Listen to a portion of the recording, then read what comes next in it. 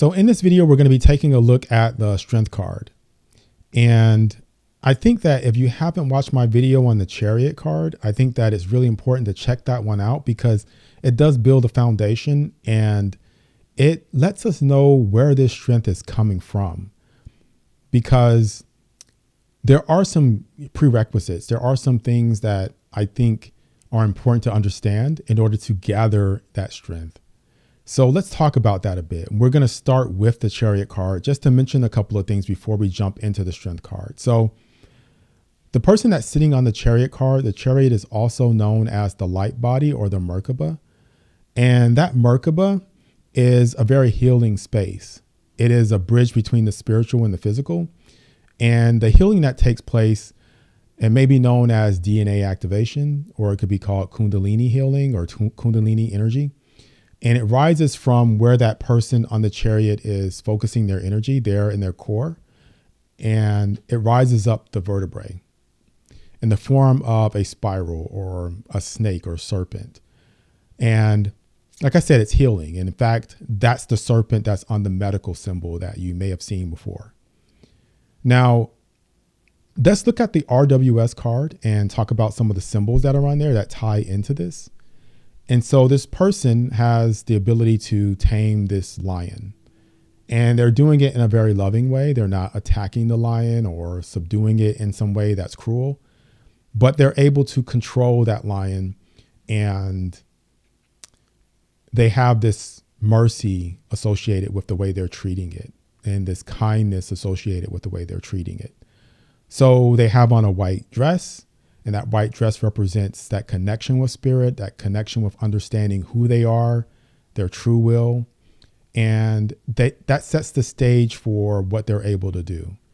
And they're tapped into infinite possibilities and infinite power to handle any situation that might be in opposition to them.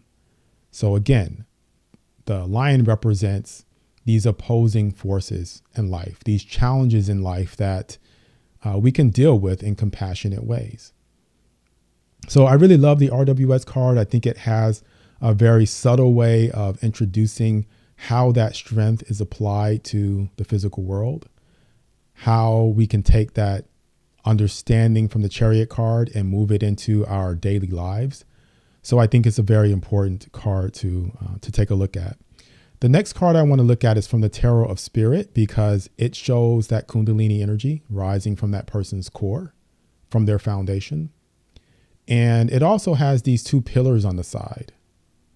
Those pillars come from the Kabbalistic tree of life, and they represent mercy and severity. These are two ways that we can tap into our spiritual side to subdue the things that are in opposition to us. So what does that mean? Because we understand mercy. Mercy is shown here on this card, but severity is a little bit more abstract of a concept when it comes to divine love. So let's talk about that. I'm going to read a quote to you by Sun Tzu in The Art of War. And you may have heard this before, but it says, if you know the enemy and know yourself, you need not fear the result of 100 battles. If you know yourself, but not the enemy, for every victory gained, you also suffer a defeat. So what that means is that our opposition is actually aspects of ourselves that need to be healed. So on the Penumbra Tarot, you can see that the person is combined with the lion. So they are understanding that they are the lion, and both things are a part of a bigger picture, a bigger whole. Same thing with Tarot of Squirrel. You can see aspects of the lion in the person. They're one, right? So we live in a world that has duality, but we have to understand that it's all connected. And I know that sounds like something you've probably heard, time and time again, but it really does explain what this card means. So let's look at another card. This is from the Alchemical Tarot, and it has the sun and the moon at the top, opposing forces. And they're being unified inside of this heart. And it reminds me of a quote from Aleister Crowley. So I'll go ahead and read that one. It says, and this is from the Book of the Law. It says, there is no bond that can unite the divided but love. And that's a simple quote, but yeah, that's true. So When we're talking about mercy and we're talking about severity and how we show love, as long as you understand that these are aspects of yourself, then you can only default to showing love no matter what that manifests as. So what I mean by that is when we think about severity, you ever heard of tough love? You ever heard of, showing tough love to someone?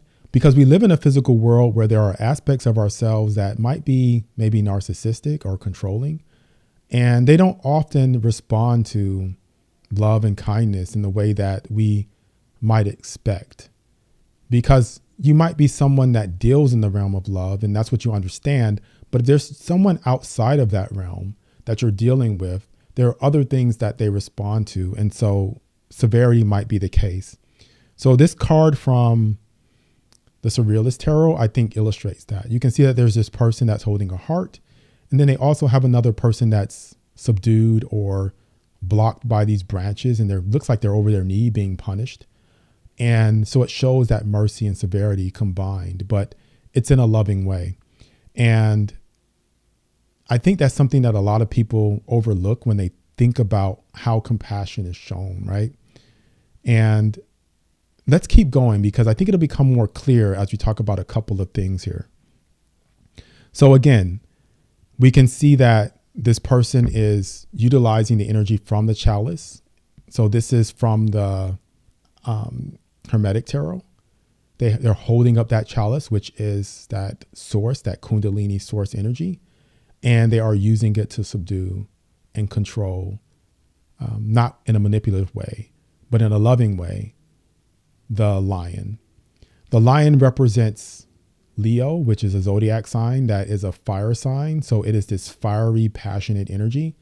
And I think that's appropriate because it does represent the side of us that usually is the most challenging side, which is our passionate drive for some of the things in the world.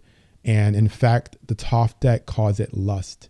And you can see a stark contrast between the Thoth card and the RWS card because it really places emphasis on that opposition that we face when it comes to those primal urges and energies within us that can be very difficult to control and require a lot of strength to subdue. And so that is why you see that on this card, because it represents the energy of Leo. It represents the energy of something that could consume us if we don't really understand who we are and the power that we truly have. So also on the Tabula Mundi, we can see that chalice as well, gathering that energy. And we also see the infinity symbol showing that there's infinite potential. That infinite potential is what eliminates that fear because we have infinite understanding. That infinite understanding can apply to all kinds of situations and we can handle anything that comes in our way. We know how to deal with things. So we know our enemy, like Sun Tzu said. We understand the aspects of it because we understand ourselves and we understand the differences that are inherent in the things that are in opposition to us. Okay, so let's move on here. There's something else important to point out. If we look back at the alchemical tarot again, we can see that the lion is green. So why is that lion green? That lion is green because there are two different types of lions. If we look at the Golden Dawn Tarot, Ritual Tarot, we'll see that there's a red lion or kind of an orange red lion, and then there's a green lion. Why? Again, why is that the case? That's the case because when we allow those primal urges, the evolutionary things that are within our being to consume us and to control us without knowing our true will and tapping into our divine spark and tapping into infinite power, they can consume our ability to show compassion and mercy, and we become envious. So that kind of represents becoming green with envy, and that leads to resentment. It leads to cruelty. It leads to jealousy. It leads to things that allow us to do unspeakable things to other people because we don't understand that those are aspects of ourselves and we can't show love. We see it as separate and we see it as not a part of our true core and our true being, which is the opposite direction of the direction we should be going in. So that is why on this deck and on these other decks, you will see those green lions. And in fact, on the Mars Power Tarot, you can see that the person is actually green with envy. The snake is rising up in them. And of course, it takes time sometimes for those transformations to take place. And we're not going to be perfect. As long as we're coming into the physical world after our meditations, after going inward, we're still going to have parts of us that are needing to be healed. And we're going to have time, and because it's going to take patience and time for us to actually do all of this. A lot of us are coming out of the programming. The world's changing in a lot of ways. There's a lot of energies coming up that are being healed, and we're moving in that direction. I can see that happening. And I think that that is something that is progressing and moving at a rapid rate. And it's about time for that, right? So this person is becoming different. So when we think about the Kundalini energy in the form of that snake can shed its skin. It sheds its skin and it becomes something different. But at the same time, we still have all of those aspects to us, except that we have more control over those urges. We have more control over those passions and desires. And we can use them in ways that are balanced, ways that are combined with our discernment and understanding of those two pillars, and balancing those two pillars of mercy and severity in order to bring about the unification of those polarities through love. So I think that that is the key. That is the beauty to the strength card and where that strength comes from.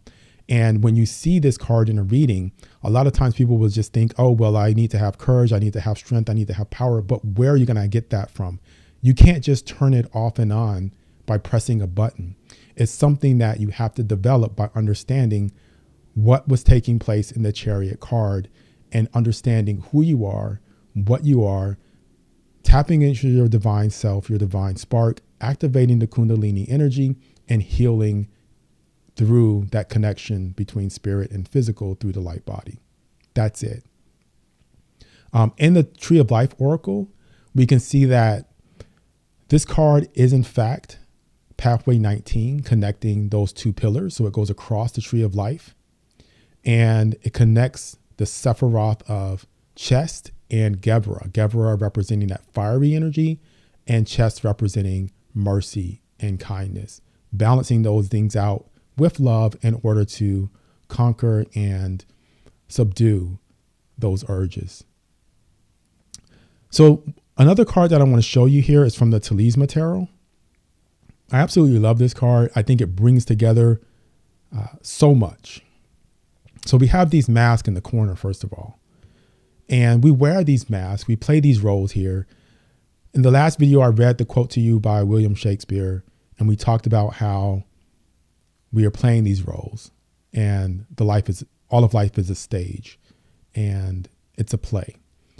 And this person has these different roles on this card. You can see them carrying the lion. You can see them dancing and doing different things, maybe working or just doing different things in life. And that's what we're supposed to do. We're here to have this experience.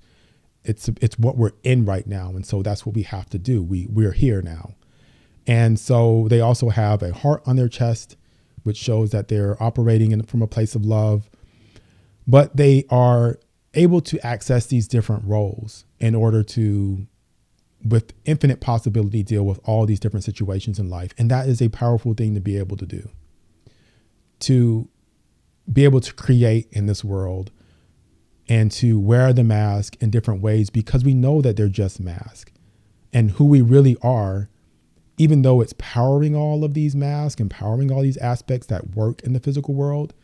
It's something that we always go back to as a focal point or a fulcrum to get leverage in this life. And I love how on the Tarot of Physics, or the Physics Tarot, we have this fulcrum and this lever, and we can see that we can use this in life to make things work in a different, more efficient way.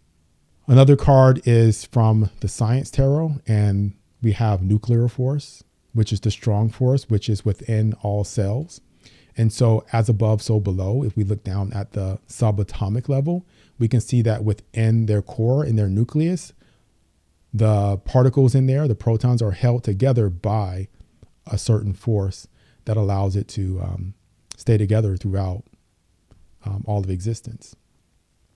And that's a very powerful energy. And when it's released, it releases a lot of power. So we see it in nuclear explosions. And I've mentioned this before in other videos. But that's the nuclear force or the strong force. And it's symbolic of the force that's within us that we can tap into and on the spiritual side of things and not so much on the physical. So we have that matching as above, so below type of energy. So like I've done before in previous videos, I want to talk about an element on the periodic table that really does tap into the card that I'm talking about. And that element would be oxygen. So oxygen, of course, is something that is a part of combustion, right? It is necessary for fire, right? It's a part of that whole process of having fire, just like we are a part of the things that are the primal urges within us all. It's the same thing. We're not consumed by it, just like oxygen is not consumed in the combustion process. It only provides a sort of fuel for those fires, but it remains unscathed. And so we also remain unscathed and unconsumed by our passions and fire as well. Oxygen also has double bonds that hold oxygens together. That's why it's seen as the form of O2, which is diatomic. And so there's that unification of polarities inherent in the element of oxygen. Another thing about oxygen is that it also has that etheric or spiritual feel to it. It's odorless, colorless, and tasteless as well, just like with nitrogen, combining those two things to show that connection between the chariot card. Oxygen serves as something that supports life. And our life is something that is supported by the spirit, by our spiritual connection, and allows us to have strength in the physical world. Oxygen provides so much power through combustion, and that power propels us to new heights in the world. Most of the physical world is oxygen. Most of the actual parts of the planet is oxygen. And so most of what provides our strength should be coming from our spiritual understanding, that connection that we have with knowing what our true will is, and then applying that to the physical world. That should be the greatest part of our experience and that connection that we have with the divine. So those are the things that I wanted to talk about in this video. I wanted to just kind of give you that understanding of where that strength comes from, so that when you get this card in a reading, you're not confused by, well, okay, it says I should have courage and be strong, but how do you cultivate that? Where does that initiate? And so hopefully that gave you some sort of background and understanding of that source. So thank you guys so much for watching. My name is Will. This is Atypical Tarot, and I'll see you next time.